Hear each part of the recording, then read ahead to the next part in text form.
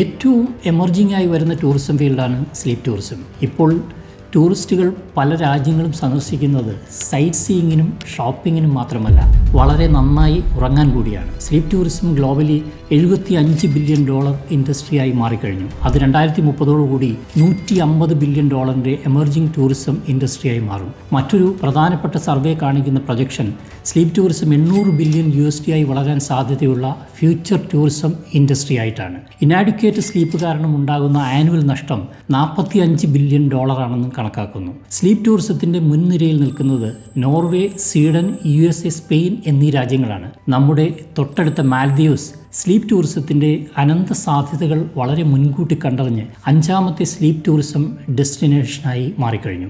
കേരളത്തിൻ്റെ ടൂറിസം സാധ്യതകളെ പ്രോപ്പറായി ഉപയോഗപ്പെടുത്താൻ നമുക്ക് ഇന്നുവരെ കഴിഞ്ഞിട്ടുണ്ടോ? നാഷണൽ ജിയോഗ്രാഫിക് ട്രാവലർ കേരളത്തിനെ one of the 10 paradise of the വേൾഡായും 50 must see destination of a lifetime ആയിട്ടാണ് കണ്ടെത്തിയിട്ടുള്ളത്. അതുപോലെ ടൈം മാഗസിൻ 50 എക്സ്ട്രാ ഓർഡിനറി ഡെസ്റ്റിനേഷനിൽ ഒന്നായും, ന്യൂയോർക്ക് ടൈംസ് ലോകത്തിലെ 13ാമത്തെ ടോപ്പ് ഡെസ്റ്റിനേഷനുമായിട്ടാണ് കേരളത്തെ റാങ്ക് ചെയ്തിട്ടുള്ളത്. വേൾഡ് വൈഡായി പല രാജ്യങ്ങളും ബില്യൺസ് ഓഫ് ഡോളർ ടൂറിസം അഡ്വർടൈസ്മെൻറ്റിനായി ചിലവാക്കുന്നത് ഇത്തരം പൊസിഷനുകളിൽ എത്താനാണ്.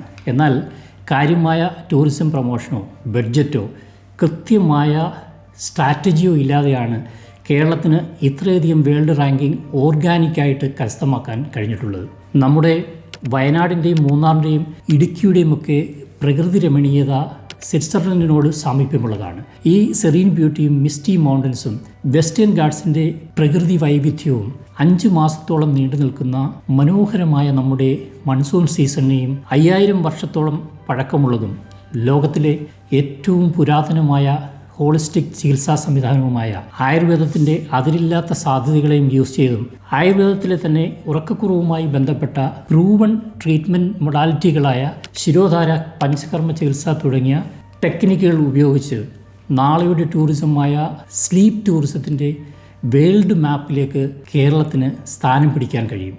വേമ്പനാടിൻ്റെയും അഷ്ടമുടിയുടെയും കുമരകത്തിൻ്റെയും ഒക്കെ വശ്യസുന്ദരമായ കാൽപ്പേർപ്പിനെ ഉപയോഗിച്ചുകൊണ്ടും ഒറ്റപ്പെട്ട ഉപയോഗശൂന്യമായി കിടക്കുന്ന ദ്വീപുകളെപ്പോലും സ്ലീപ്പ് ടൂറിസത്തിന് വേണ്ടി നമുക്ക് കണ്ടെത്താവുന്നതാണ്. അത്തരം ഐലൻഡുകളെയും ഹൗസ് ബോട്ടുകളെയും കൃത്യമായി കൺവേർട്ട് ചെയ്യാൻ കഴിഞ്ഞാൽ ലോകത്തിലെ ഏറ്റവും വലിയ luxury backwater sleep ports tourism industry ഡെസ്റ്റിനേഷനായി നമുക്ക് കേരളത്തെ മാറ്റുവാൻ കഴിയും. ഇപ്പോൾ തന്നെ സാച്ചുറേറ്റഡ് ആയ ഹൗസ് ബോട്ട് ഇൻഡസ്ട്രിക്ക് ഇതൊരു പുതുജീവൻ പകരുന്ന തീരുമാനമായിരിക്കും.